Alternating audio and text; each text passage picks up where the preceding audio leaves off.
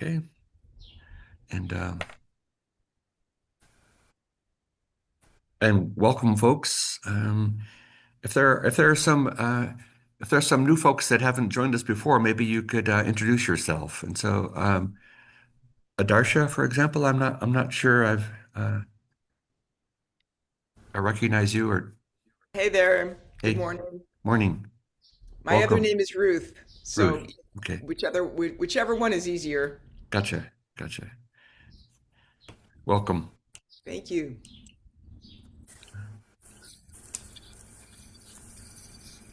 Great. Well, let me share with you the agenda for today. Um, and I think I've got it sitting um, back here. Yeah. So, um, yeah, so we're in the welcome and brief overview of the agenda phase. So we um, continue to welcome folks, to the Facebook and Instagram groups. That's largely kind of a discussion page, for people to share experiences, as they're kind of exploring how easy it is to adhere to wearing the glove for 1 to 4 hours a day. And then we continue to kind of chip away at making kind of design improvements. A lot of those are still like in the research phase, but hopefully, we're kind of pushing things out. So this is just classes at the college ended on Friday. The high school has a couple more weeks to go. This is now entering finals week. So I did have two research students working on this kind of wireless muscle contraction sensor, an EMG electromyogram, and I look forward to helping them share some of their results with you guys. I'm super excited about it. It's still not ready for prime time, but it's getting there. It's a wireless muscle contraction sensor that can talk to the phone and talk to the glove. It'll help us just get one more kind of set of data as we kind of explore people's gait and people's voice. Um, Muscle contraction is even closer to to the brain, which even give us hopefully even better measurements that we can use to tune the glove as we go forward. So then the next part of the agenda, I'd like to hear from you all about recent experiences. Um, are other things we should be considering. And then I hope to devote, the second half of today's meeting. Um, you know, the glove is one of these kind of, non-invasive kind of possible treatments for Parkinson's, and there are not enough of those. But there's been more and more kind of indication about red light therapy having a positive impact on quality of life, motor symptoms, and even non-motor symptoms for Parkinson's. And so I prepared, kind of a few slides, and then if we wish, kind of a dive into a quite recent large study, large being, dozens of folks with Parkinson's undergoing red light therapy, to various parts of the body and trying to understand short-term and long-term effects. Um, and so let me let go of the agenda so we can kind of I can see faces, and we can each other see faces. Um, so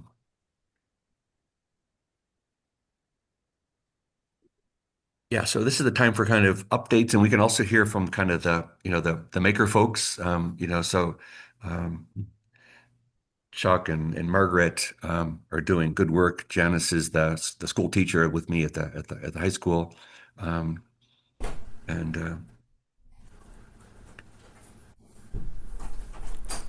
but largely I just want to hear from participants about experience or questions or queries or ideas for um, that can make these things more useful. I had I had a contribution, Steve. When I was looking at the symptom, not the symptom tracker. Let me think. Which, yeah, I think it's the symptom tracker where you put no, the meds.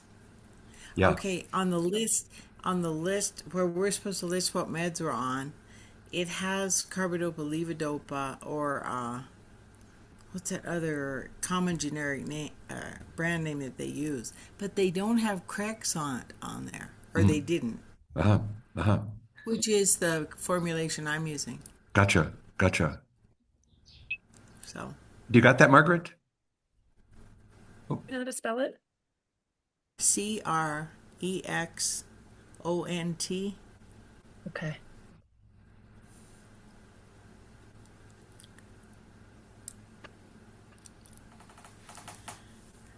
um, thanks, Julie. Um, and Margaret, I didn't mean to put you on the spot. Do you want to share your experience at moving day last Sure. Saturday? Yeah. Sure. And Chuck was there for a little bit. Okay. So it was great. Emma and I and Ali, the faculty member and also PhD student, and Chuck were there. There were lots of folks. We made a lot of connections. Several people tried it out, and a lot of people actually, it was sort of neat because kind of felt like celebrities. Mm. Only because there'd been so much publicity lately. So people are like, oh, what is, they kind of wanted to know about it.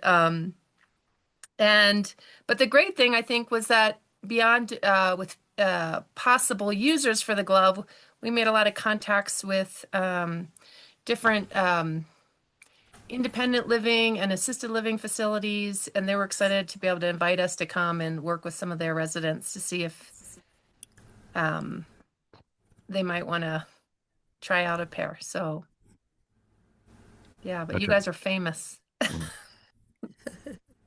Well, we're in this together. And I think different cities are having moving days and different times. I think Albuquerque's maybe next weekend, and so yeah, and it's a chance for for the glove making community, to do some triage or repair or I mean advertisement doesn't be too strong a word, right? But kind of sharing, the our goal of kind of non-invasive treatments for Parkinson's and kind of understanding where people are at is super, super important. Um, Yeah. And I don't know, Chuck, you want to add anything, but we were at a table with a woman who does speech. She's a speech language pathologist, and she does speech therapy with folks. And mm, but there were lots of different groups represented. It was neat. Hi, my name is Steve Wolf. I'm with Paula Perlman. Hi, I Steve. am I am the one with the glove Hmm. and the Parkinson's. I've been using the glove now for several weeks.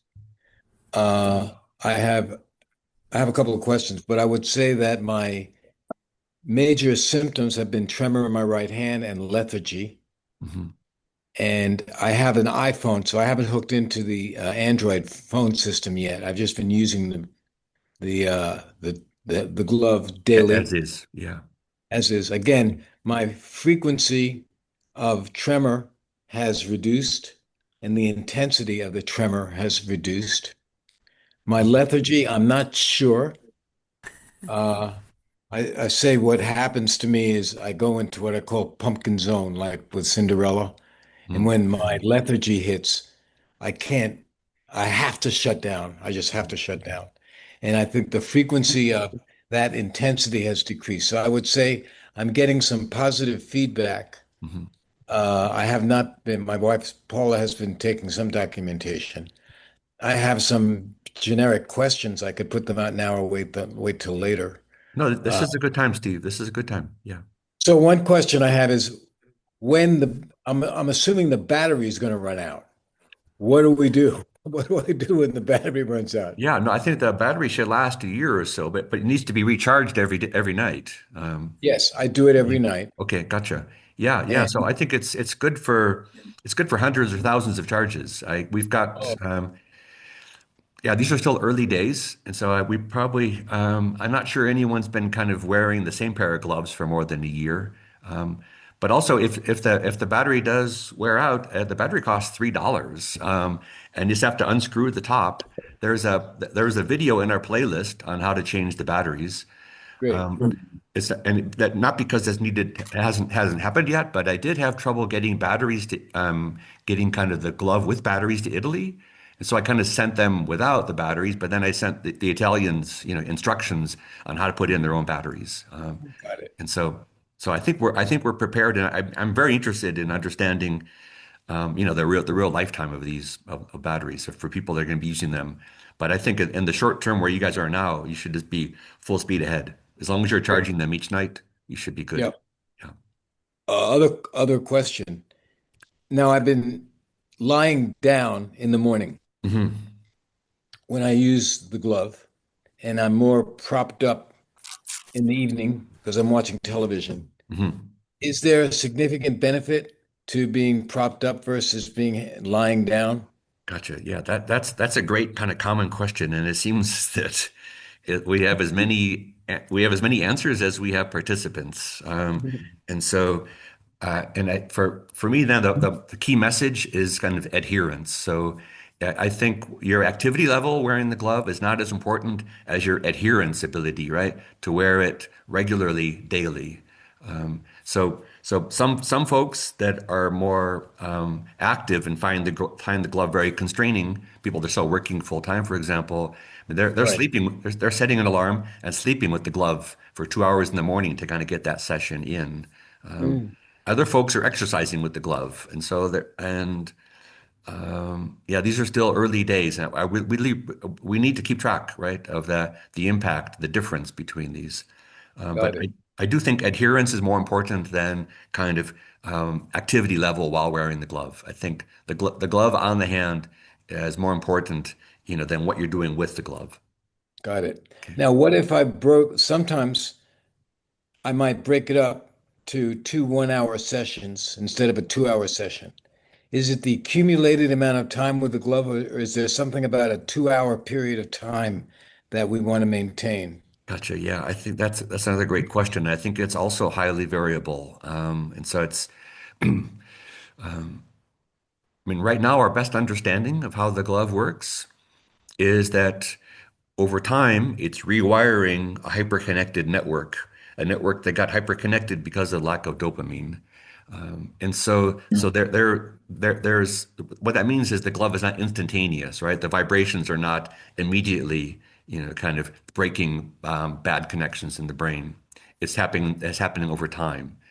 And then how much the duration of the stimulus versus the duration of the delay before the stimulus has an impact is still not understood. Um, and so we're all together in a research project to kind of understand.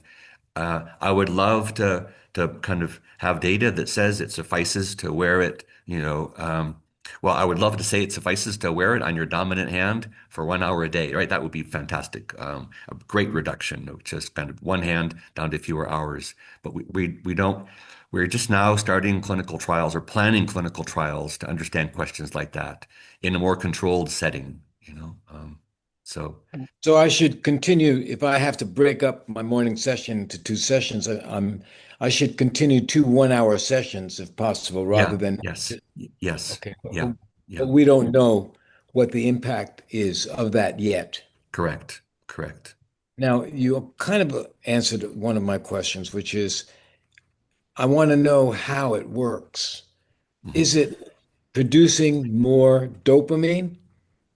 Is that Yep, what happens? Is that the idea that the stimulation is going to break down these channels which inhibit dopamine production, and that we will have more produced dopamine in the brain, which will have a reduction in symptom right, intensity right. and frequency. Is that Yeah. am I in the right territory here I in uh, I don't think so. I not that's but it's yeah. So we don't have any direct evidence of that, right? And so in fact, it's very difficult to make more dopamine, right? So the cells that create dopamine are dying over time during Parkinson's, and so the drugs are largely allowing the cells to produce. So levodopa is kind of a precursor to dopamine, and that does allow cells to make more dopamine. So the the value of the glove seems to be, right, and the strongest evidence to date is that it's it's modulating neural activity in cortex, right? And so in past Zoom meetings, Steve, we've explored the connection between how do vibrations from the hand get to the brain, and then how does the brain control movement? And there is a major loop there, a major loop between cortex and thalamus and basal ganglia. And the basal ganglia is the place where dopamine is used to modulate rhythms. And that We loop lost. is that loop is interrupted by the lack of dopamine. And and also that loop is fairly deep in the brain, right? And so our ability to study what's going on with the glove is largely superficial, right, around the cortex. And so although that's possibly changing, right? I mean, so I am speaking with people that are doing deep brain stimulation, and there are plans underway to be monitoring the basal ganglia while someone like you is wearing the glove. And so, but right now we don't really have any kind of smoking gun connection between the glove and dopamine.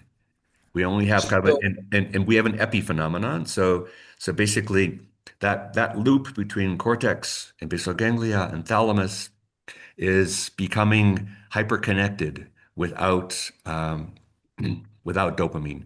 And that hyperconnection leads, it's believed, uh, to too many possibilities for movement.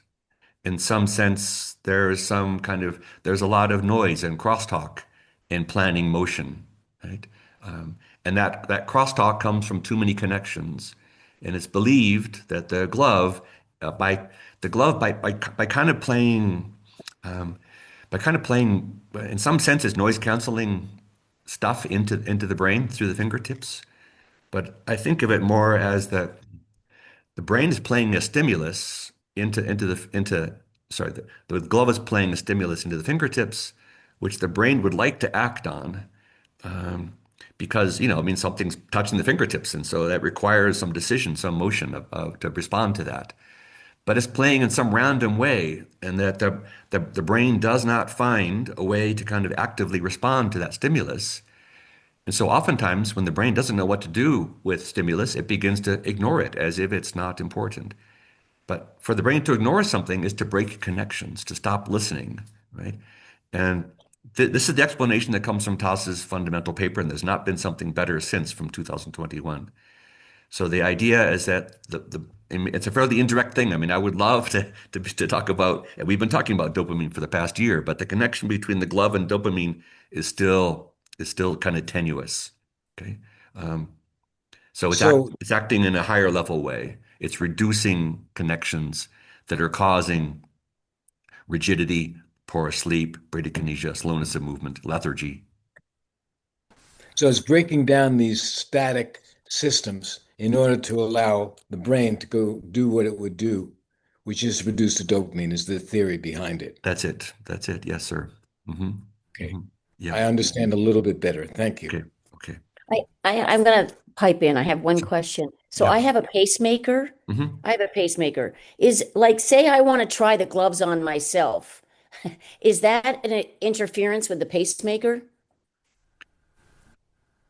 I don't believe so. Yeah. So that's a good question. So I'd like to. Maybe you should ask your cardiologist, man. Yeah. Yeah, well, I'm probably going to educate him about the gloves, but Mhm. yes, Yeah. okay, so, okay. I haven't ventured, I just nervous about doing that because Right. I You don't. know. Yeah. Okay, Yeah. I'll do more I mean, research. the best advice is to talk to a cardiologist, but then to have the glove in front of you, right? So these are very small, eccentric rotating masses. There's a small magnet in each of the motors. Yeah, okay, And so okay, Magnet Command. is that magnet small enough to be negligible for pacemakers? I'd rather get your cardiologist view on that. Yeah, Yeah. yeah. Okay, thanks a lot. Okay. Okay. Okay. Thank I have a comment or a question too, perhaps that I like to share, because I'm really active and I don't like to I can't just really sit still for a couple hours. I'm doing stuff, so I'm even doing things with my hands, like trying to unscrew the lid of a jar and things like that. So or I need to write something. So I'll like take off this one, the Hmm. index one, so I can use my opposable thumb or whatever Yeah. things, and then I'll put it back on. And I'm doing this sometimes a number of times during my sessions. So I don't know if I'm doing something weird, or it's just that my index fingers it's just going to have a less total whatever than my other fingers. I don't know. I'm just doing it, but I hope I'm not harming anything. Gotcha. Yeah, that's another. So we did spend some time, kind of looking at where the fingers line up in cortex. So there's a model of our entire body. It shows up on the brain. Otherwise, the brain would not be able to receive information. Um, and so, and when we look at Toss's study, the connections kind of between fingers are the things that are being kind of attenuated, pulled apart. Um, and so is four fingers really the minimum we can do, or can we get away with three, Julie? I think the adherence thing is kind of again more important than the actual, whether it's touching all four fingers for 4 hours a day, And I think removing one of those things, for 15 minutes, half an hour to write a letter or something. Um, Yeah, I guess I just ask you to document that, right? That's the key. Okay. Yeah. All Um, right. yeah.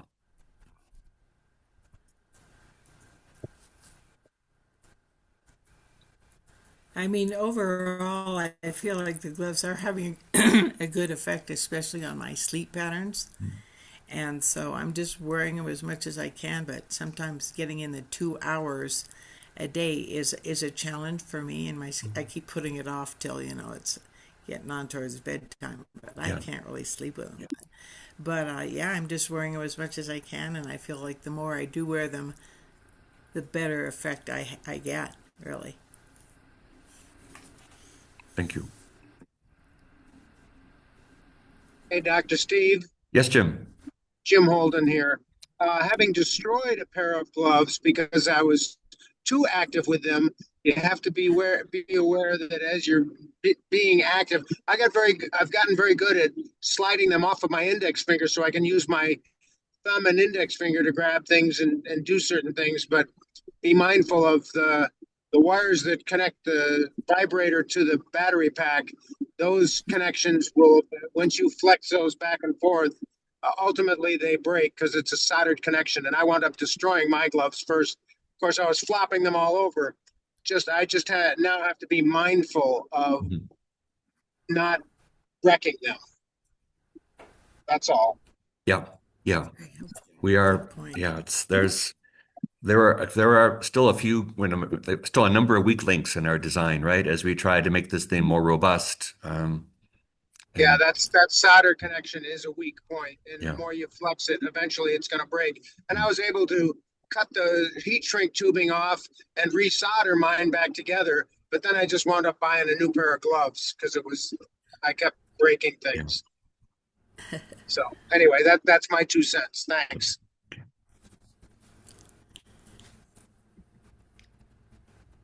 I have a question. Yes. So well, first of all, thank you for everything that you're doing. I'm very new at this, and at the time that I ordered a pair of gloves, I also heard about the beach band. Yeah. So just in the name of experimentation, I ordered both around the same time. Uh-huh. The beach band, I mean, ironically, because I'm here in the U.S., but the beach band came from the UK Yeah. just like immediately, and the ones from New Mexico took a minute, which I guess I shouldn't be too surprised. Um, However, the box that the gloves were in was completely beaten up. I actually wrote to the team about this. Uh-huh. I Because the beach band came first, I put that one on, and I Yeah. actually did experience some results like immediately, and then that kind of subsided, Hmm. which I was really surprised about. Apparently, that can be really common with that. So I've been wearing the band, but when the gloves came, because the box was so beaten up, I mean, like beaten up, Yeah. Yeah. I know. I think and I saw the picture. Yeah. It's crazy. Like somebody ran over it. I mean, because yeah, yeah. and it was only wrapped in colored tissue paper. So I haven't Hmm. really had confidence in it. Like, is it because I work with gear, Hmm. I work with electronics, and I know that, anything that's been jostled around that much, I haven't had confidence that the gloves are actually even operating the way they're supposed to. So I haven't worn them yet. But So you received, but you got a new pair, right, Ruth? Or no, no? no. No. But I wrote to the team, Yeah. and I actually did not send a photo. So that Okay, must have been gotcha. someone else. Yeah, we've had two that have been. I mean, and again, it's for sure. We're not. I mean, we're packaging these things as if someone's going to be careful with them. And I talk about putting a fragile sticker on, but the postal service says, well, that just makes it a target for the people that are handling these things, and so it's bizarre. Well, maybe But what I would suggest is, putting them in material that's not just colored tissue paper. yeah, yeah. So we've But begun now after these two photos, right? Rather after these two kind of, but these are two out of 200 for us. So we've had kind of again well, we're that's trying. that's good. We're trying to stay lean, and not, but make something strong enough. We're now shredding paper and using that as packing material and That kind of, would be much better than what and I saw. yeah, So, but my question is, I haven't tried them yet because since I do work with electronics, hmm. I would just innately not trust something that comes out of a box that looks like that. I see. So I haven't even tried it yet, but I'm wondering about possibly even getting a replacement because Sure, yeah, yeah, yeah. No, we we have, can, maybe like DM about that or something. But yes, yeah, yeah. in terms of what I'm wondering about is, I know with the beach band they say to, as often as possible. Hmm. I have no interest in trying both devices at the same time. I don't want to freak my brain out, but I'm wondering about once because I am very interested in trying the gloves. So I'm wondering about like if I wear the beach band say 6 hours a day, and then wear the gloves for and allow for some time between devices. Hmm. Do you have anything to say about that? Any experience with that? Yeah, but one of our participants has experience wearing both. Yeah, Patrick Rodriguez is his name, and I'd be happy to kind of connect you two. Okay, Yeah, cool, um, great. he's here in Santa Fe. Um, Okay, cool. he hasn't been joining us on Sunday mornings, but Laura, can you take a note to that? Yeah, yeah. So Laura just took well. So we'll reach out to Patrick, and can I share your contact info with him? Sure, sure. Okay, gotcha. Um, Awesome. Thank you. okay, yeah, and I apologize for the arriving. But are they functioning when you turn the gloves on? The one photo I we've haven't got. even, I mean, honestly, Okay. because of the shape of the package, Uh-huh. I didn't even turn them on because Gotcha.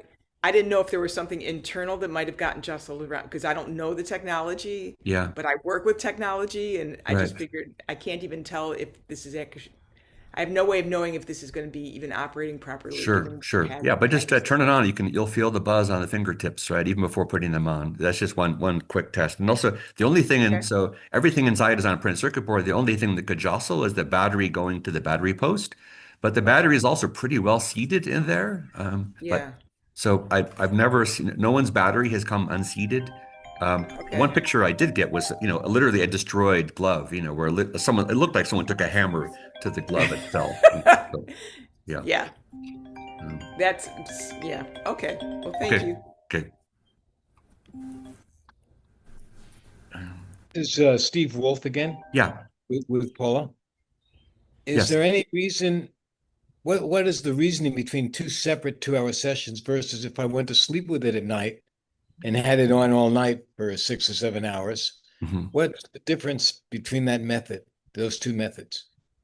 Uh, yeah, that's just yeah, the only clinical trials out there with 6 to 8 folks, Stephen. So they were just, I think that clinical trial, they were trying to get the most bang for the buck, right? And so they're really putting two-hour sessions. And so the advantage of that, over 4 shorter sessions or one longer session, that just has not been studied.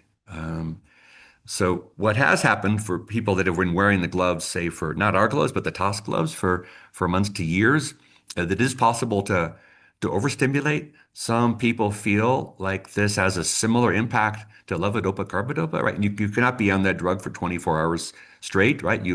It's kind of, it's too toxic. And so there are these off periods.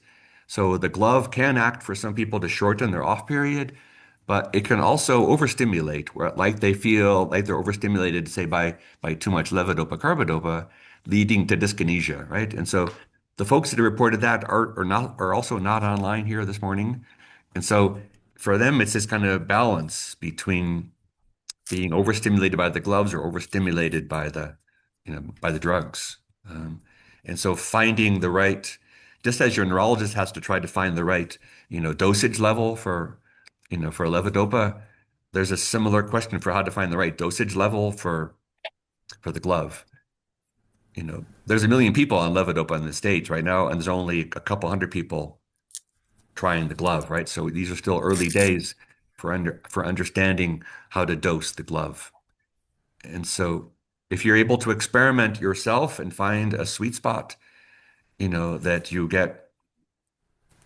you still get benefit from less obstruction during the day of your mobility, then that's really positive information for us. But I don't have those answers. Got it. Okay. Okay, so I can try it out for myself and see what happens. I have Yeah. limited tremor. My Um, symptoms are fairly mild compared to many other folks, so it's hard for me to actually assess major changes. I'm glad to say I don't suffer from the way others do, mhm.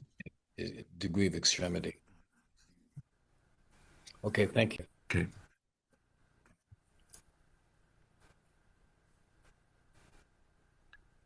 Um, any other questions or comments or concerns?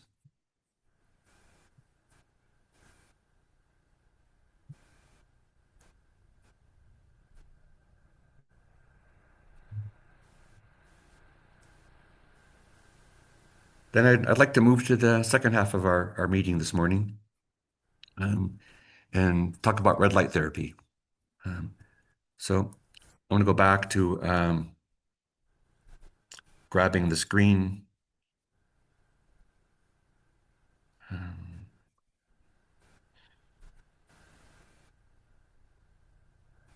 okay. And I think also want to share the audio with you if I can do that. Um, uh, we'll see if that necessarily works. It's not so totally important. Um, okay, yeah. So this kind of part of it's a kind of a three-part thing that I wanted to share with you, right? And then um, and also, I guess for the folks that are new, right? So we kind of have an ongoing, or at least I have an ongoing mission, right? As someone trying to learn about Parkinson's and to share information, to learn about the science and the technology, um, to understand, what's really going on with the disease, and then also to understand what are the kind of emerging or possible treatments, especially non-invasive treatments, things that can be done, from home, without a gigantic investment. The people I'm thinking of serving most are my neighbors in northern New Mexico, right, who are pretty far from professional treatment. Um, so that's more or less my motivation. And so what I'm talking about today has nothing to do with the glove, right? It's just one more kind of piece of partial evidence for a non-invasive treatment. Um, Non-invasive, meaning no surgery, but also limited to no side effects, and also something affordable. So those are kind of that's a pretty narrow target. Um, and I want to maybe begin by just there's a lovely recent survey shining a light on red light therapy for Parkinson's. Um, and so you can all, am I in fact sharing the screen? Can you guys see this latest findings on red light therapy? Yes. Yeah. Good. I guess so. Yep. Okay. Yes. Thanks. Great, great, great. So also Sunday morning, this is not meant to be a monologue. So please interrupt me. I mean, this is a common treatment for so many ailments, to put it, crudely. Some of you probably have experienced red light therapy for other conditions or know people that have. So I'm interested to learn more about that. My son and wife have been using it for various things, and I myself have not undergone it, but I'm getting more and more curious. Um, and so this is a very general kind of update on what is the therapy, what the research says. And again, they're kind of highlighting Canada's most recent contribution, which is kind of the biggest study to date, came out of Ontario.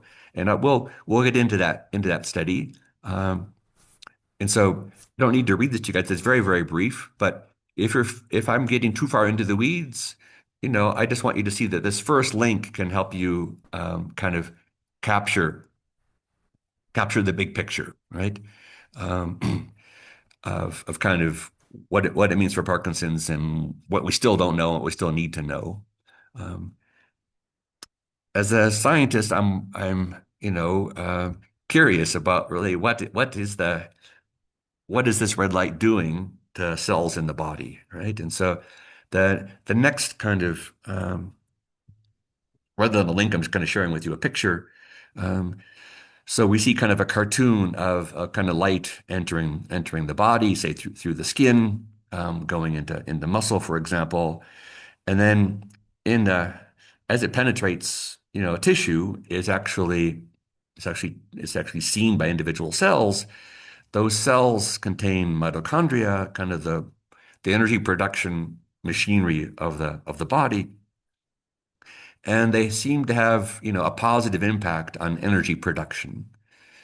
And just historically, this so-called red light therapy, I mean, the more scientific name is photobiomodulation. Laura, yeah. And so photo means, things coming from the outside, and it's modulating biological activity.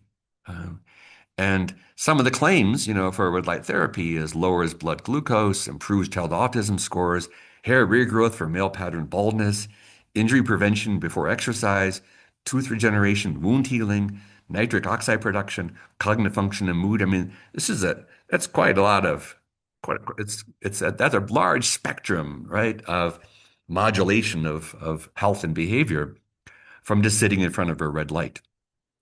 Um, and so I'm interested in, kind of going a little bit deeper.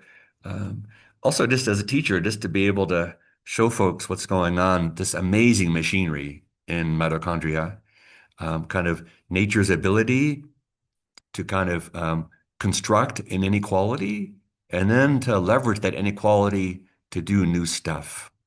So by inequality, it means it's gonna sequester some protons into a space and then let those protons out. And as they stream out, they will generate energy for us. Uh, it's a beautiful, beautiful discovery of Mother Nature, millions of years old.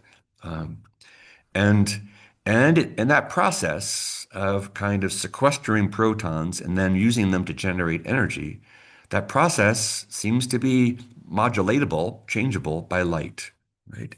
And so that process does break down in Parkinson's and lots of other neurodegenerative diseases. That process breaks down. And so if we can boost it by something outside, um, then I'm interested in learning about that. And so I will zoom in on this picture. We'll even get a cartoon of how that inequality, how protons are sequestered in one place and then pushed across the membrane to generate energy. We'll take a look at this kind of dynamically, and we'll identify the real place, the cytochrome C oxidase, the kind of the complex number 4, how that thing is light sensitive, right? And it's such, and I mean, each of these enzymes in this step, there's like a Manhattan Project associated with each of these enzymes because they are super, super important for life. And so this complex number 4, this one is actually, light changeable. But like a lot of things, it's not susceptible to all wavelengths of light. It's most susceptible to red light and to near red light.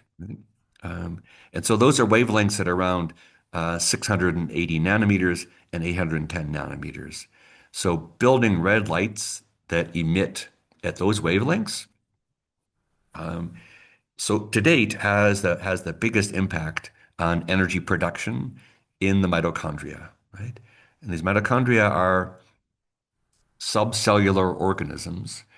In some sense, they are independent organisms. There's another beautiful story about how cells absorbed mitochondria from the outside and made them part of us. They even have their own DNA. And they are hyper important in Parkinson's. I think I mentioned, and we might get to that in some of the paper below, but probably not. And so maybe just even before we get there, we've seen these mitochondria near the synapses in dopamine cells. The average cell has about 5,000 synapses. It means it talks to 5,000 downstream neighbors. The average cell that makes dopamine has 2 million downstream neighbors, right? So 1,000 times more synapses than the average cell. Each synapse is actually releasing dopamine, gathering it back up, repackaging it, and releasing it, gathering back up, releasing it, gathering back up, releasing it 4 times a second at 2 million places. They are some of those energy intensive cells in the body. It's not so surprising that they're the most vulnerable to energy imbalances. And red light therapy is about restoring that energy balance. Okay. And so hopefully I made some connection to light coming into cells, coming into mitochondria. These mitochondria are sensitive, most sensitive to light at certain colors or wavelengths. Right? And the visible spectrum is from kind of purple to red, and things below red are called infrared. Below here is to the right for various reasons. Infra meaning the Latin word for below. So with this, I'd like to maybe share with you the cartoon that kind of shows how things get used here, right? And so I think I've got that for you here. I'm not sure if I'm sharing sound with you, and I'm probably, oh yeah, I'm so entranced by this video. I've been watching it too often.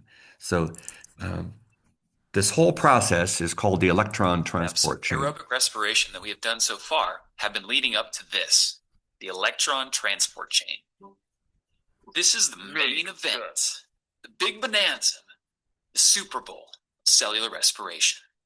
Why? Because the vast majority of our ATP is made here.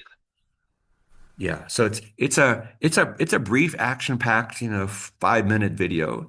I would love for you guys to enjoy it and watch it yourself. But let me just kind of give you a quick snapshot. So, but let me make sure, are we all looking at this cartoon together? You guys see these purple complexes, these purple enzymes? Yeah, and Yeah. the audio is fine. And the audio was fine too? Okay, Yeah.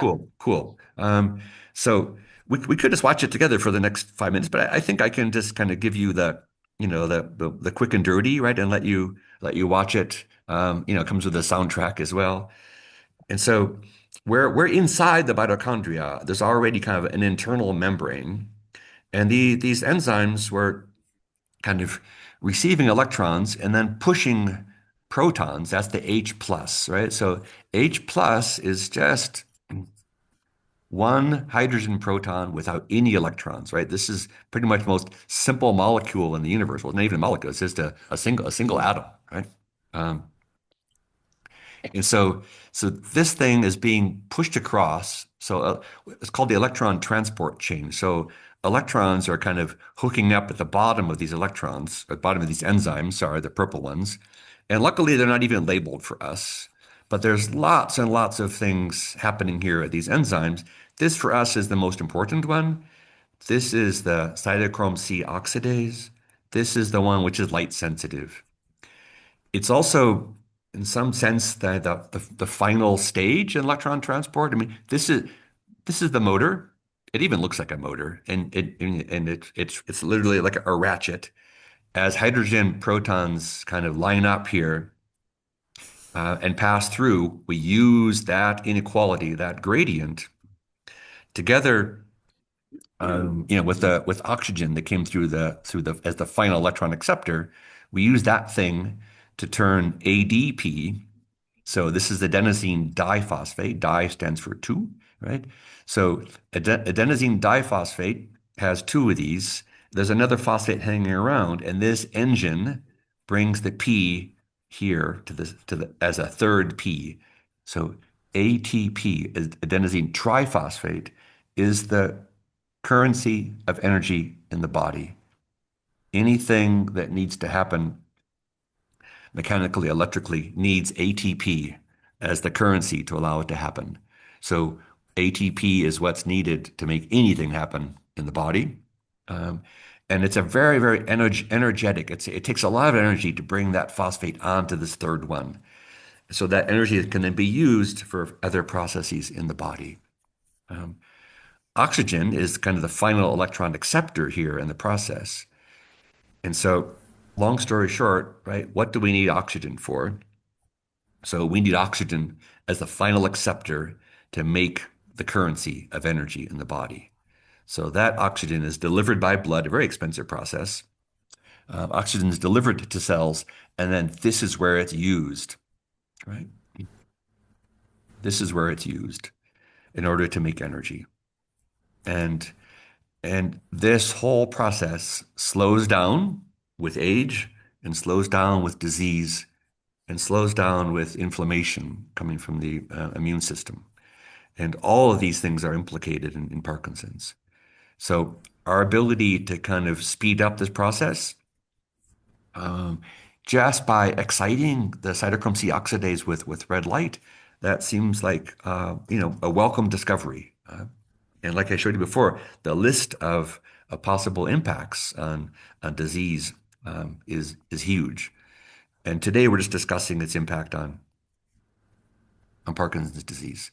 So that's the kind of the cartoon picture that I want to share with you about nature creating this inequality. Inequality meaning more hydrogen above than below. Hydrogen wants to escape. The only way through is through this ratchet, this motor, which will then use the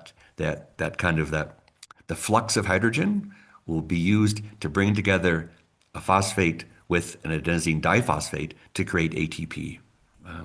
And again, there are 1,000 beautiful videos of this, right? And I try to choose something which was kind of had an educational impact without getting too far into the weeds. Okay, but as you can see, there are quite a few other pieces on so-called cellular respiration. Respiration meaning this is oxygen going into energy.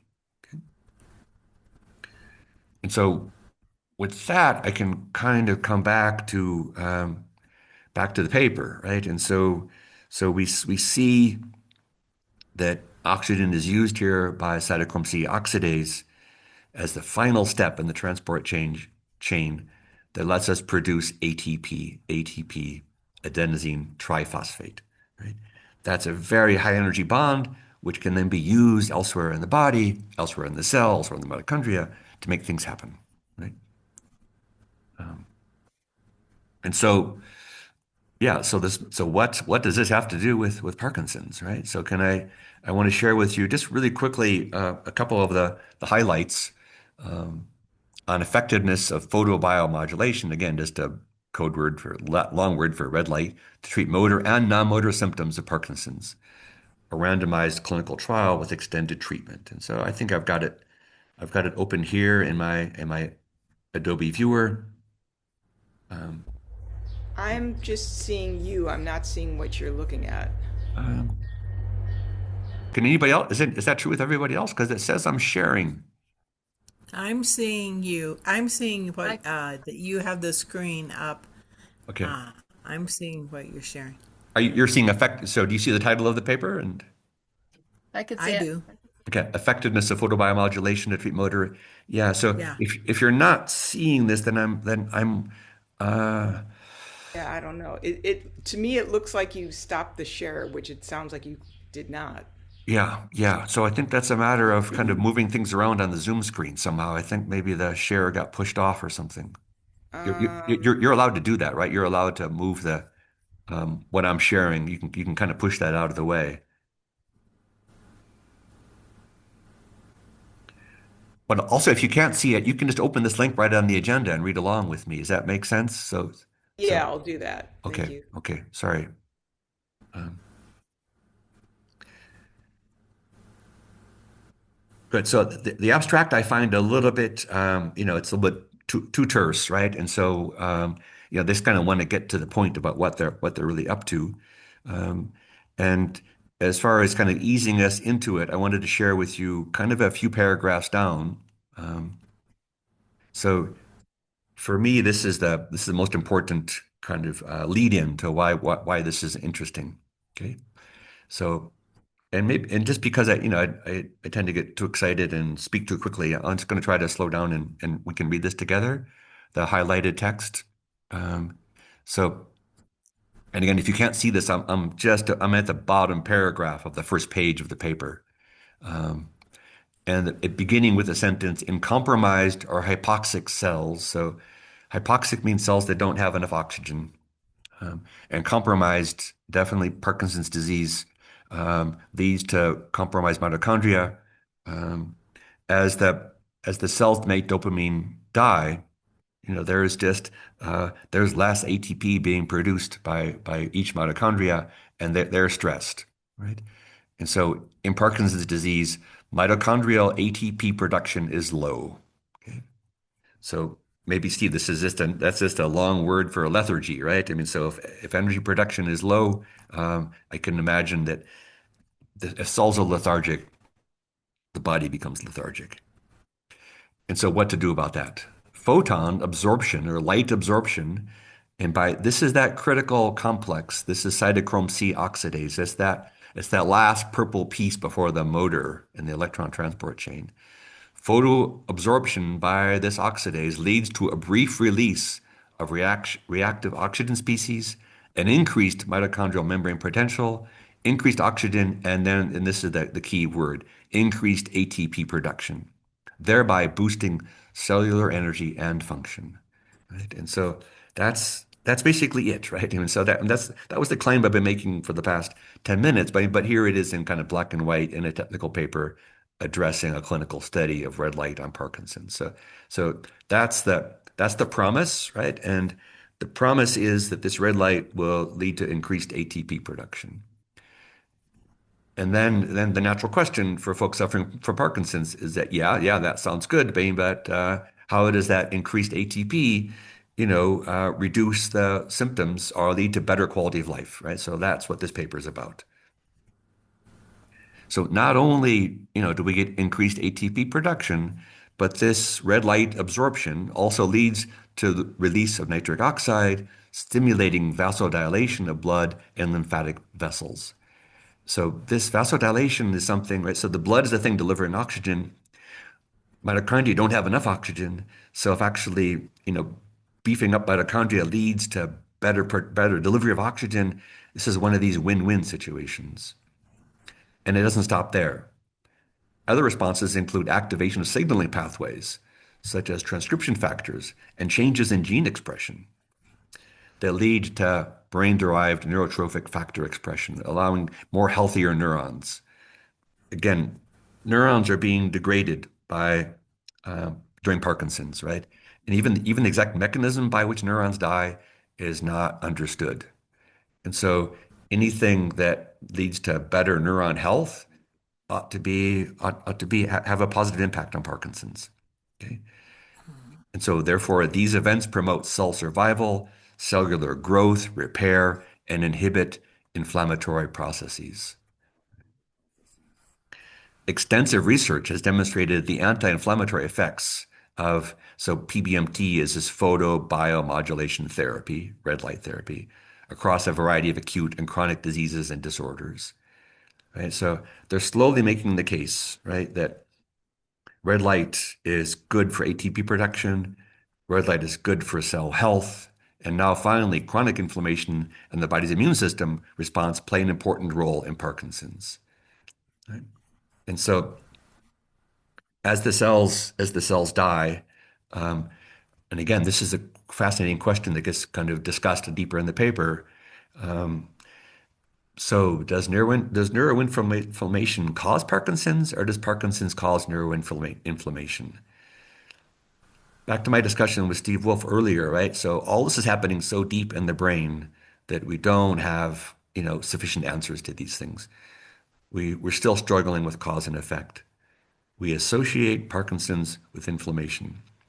What led to what is still not clear. But again, for the folks on the call here that are suffering from Parkinson's, what you're looking for are ways to treat that inflammation. It's too late to stop Parkinson's, but to slow it down, to lead to better cell health, that seems to be something that red light therapy has a potential to impact. And so that's then uh, so in some sense, because I kind of use these neuroscience kind of glimpses as teasers in some sense. So this paper is now before you. If you want to dig deeper into their conclusions, to understand, whether it's worthwhile trying to join a larger trial, whether it's worthwhile doing things at home. Um, it's quite in there. There's some intriguing conclusions about kind of the long-term impact of red light on Parkinson's. But let me move a little bit further before getting into the conclusion. So, what does it even look like to undergo this red light therapy? So there's quite a few pages, of course, on kind of how the trials were constructed. It's quite important to be able to believe their conclusions, right? To see that it was randomized and it had dozens of people. And so you may be curious about, where, so how and where is the red light delivered? And so they're kind of going back and forth between kind of transcranial protocol. So they treat the head. And again, it's not so easy. Red light does not penetrate the skull very well. So again, we're probably just looking at kind of superficial changes.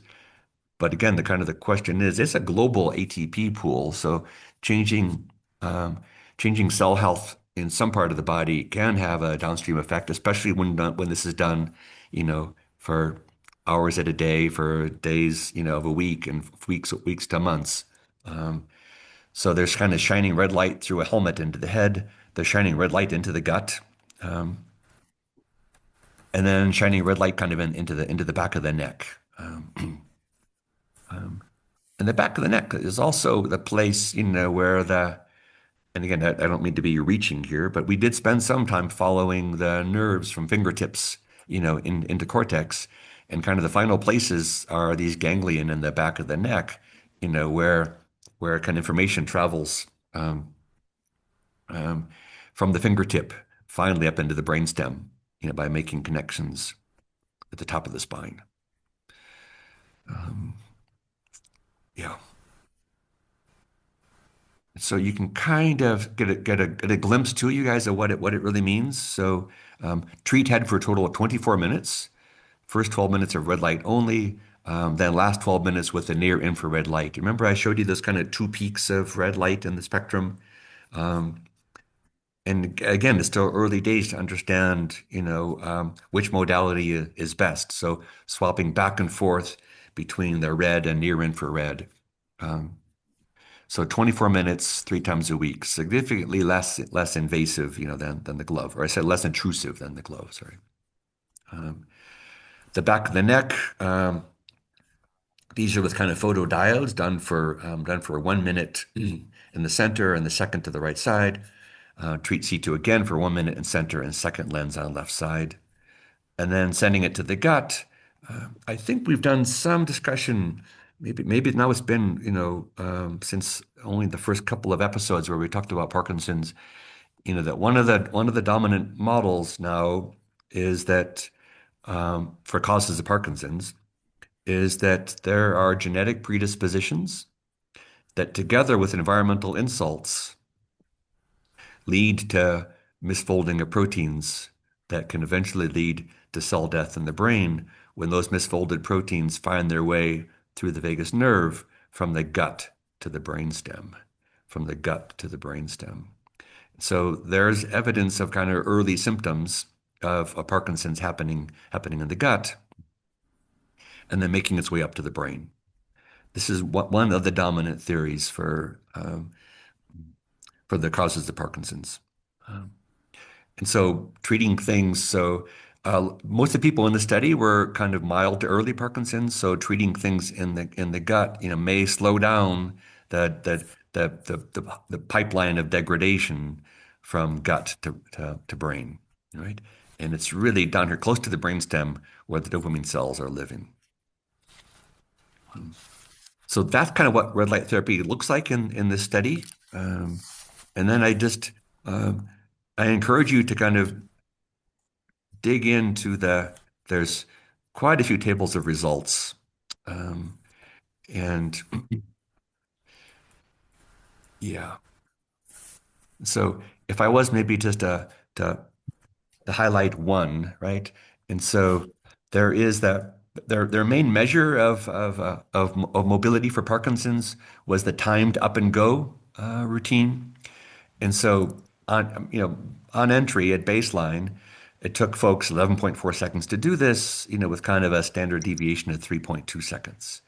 So 11.4. And you would hope that over the stages of red light therapy, that one would see, a decrease in that kind of in that timed up and go experiment. This one measure of mobility. They look at many, many more measures of mobility and even non-motor measures. But I see it's 11:04. I don't want to bore you with too much detail on Mother's Day. But the one take home here is that early on in stage one and stage two, they're not seeing any significant decrease in that time. In fact, they're even seeing like an increase in the time for some folks. But by the time they get to stage three, they're making a significant decrease in the amount of time it takes to do the timed up and go activity, right? Um, and they're seeing this last for a long time after treatment. And so that for them justifies, even going to the next stage, building larger experiments, understanding better the difference between the gut and the neck and the head. Is it just enough, to go in someplace in the body, or do we really have to kind of get as close as possible to brain cells? It's still early days for understanding that, and they begin to explore that in their discussion and their conclusion. Okay? Um, Steve, yeah, are there little lights now on Amazon that people buy, little laser dealies or something that people are trying to do their own at home? I think there are. Yeah, yeah, yes, yeah, um, and yeah, and that's something that I think my students and I will begin to start exploring as well, right? I mean, I can even yeah, it's uh, they're so low cost and so low energy.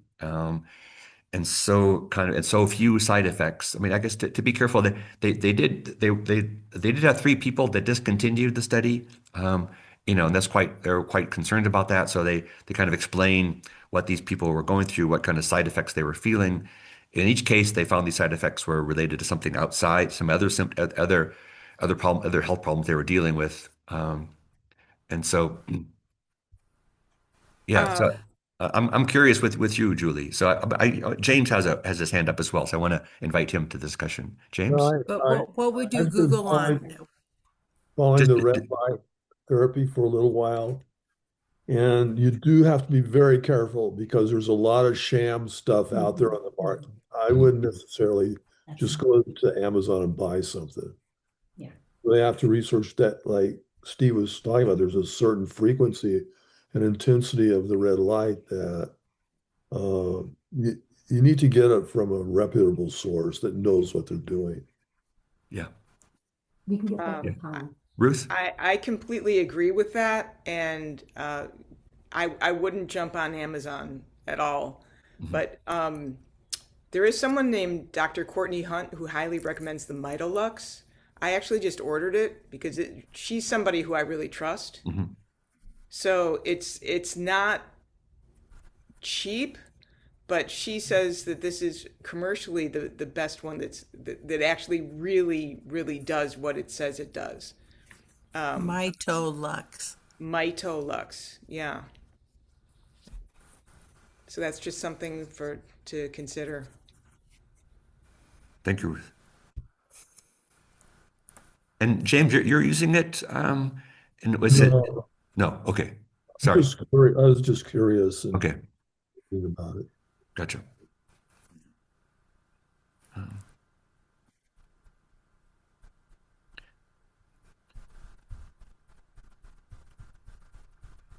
yeah, so there's something we can learn about. We can learn together about this, and so I will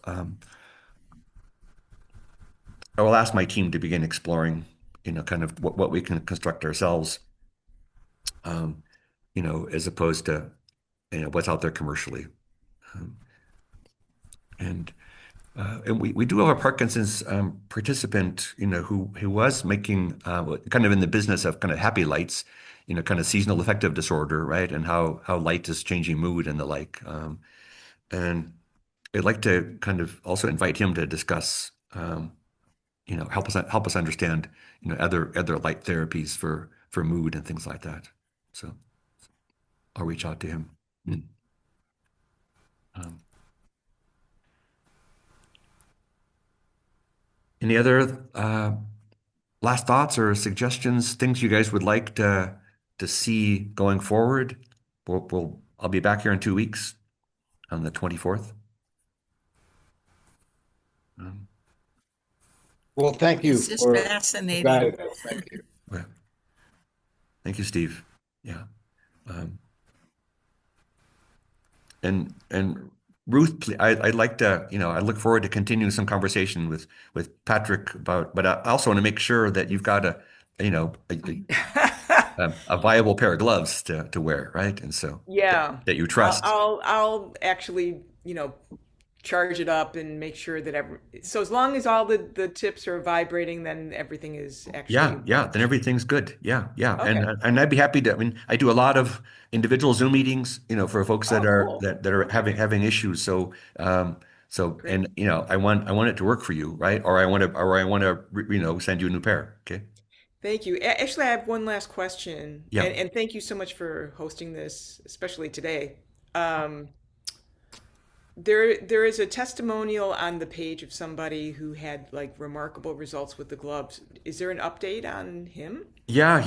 He continues to send us, videos of him walking the beach in San Diego. He and his wife do youth development work on Sunday mornings, so they're often here on Sundays. And so I'm sorry that I moved from Monday evenings to Sunday mornings because I was teaching an evening class this past semester. The Yeah. semester is now over. Um, and so it's possible we could move back to evenings. Um, I liked Sunday mornings because it allowed Europeans to join us, but haven't got a ton of Europeans joining us, and a lot of people have Sunday morning obligations, and so we may go back, and then we could hear. But Frank is also he's interested in sharing his experience, Ruth, with other folks. So I can also connect you with him. Yeah, I would love that. Thank Okay. you. And is there any progress using iPhones for that? We're making these final tweaks. I think that it's just and so and I really think like we're within a week or two, Steve, of having the final. So the big workflow got completed. So I now know how to move all the Android stuff over to iOS. There's a number of kind of inconsistencies along the way, and I really want the two things to be kind of in sync, right? We're measuring the same thing from the same folks, whether they're or and delivering the same thing to the same folks. So we're making some final tweaks this week. Okay, thank Yeah, you. yeah. Um, and then it will be kind of it'll be kind of a two-stage process the way iPhones work. So I won't just be able to post this directly to the App Store. I will add you to something called Test Flight, and Test Flight is it's the baby steps that Apple makes you take before allowing something to go up on the Play Store. So it'll be free, but it'll just be one extra step for you to you have to download Test Flight, and within Test Flight you'll find our Glove app. Okay. Thanks. So, Thank you but very much. okay, there'll be a demo video on how to do all that stuff as soon as we release. Yeah.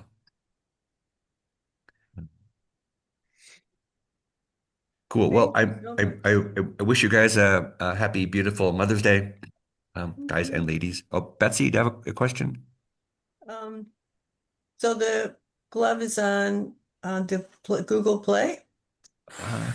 No, it's not yet even on Google Play because I'm kind of waiting for the final version.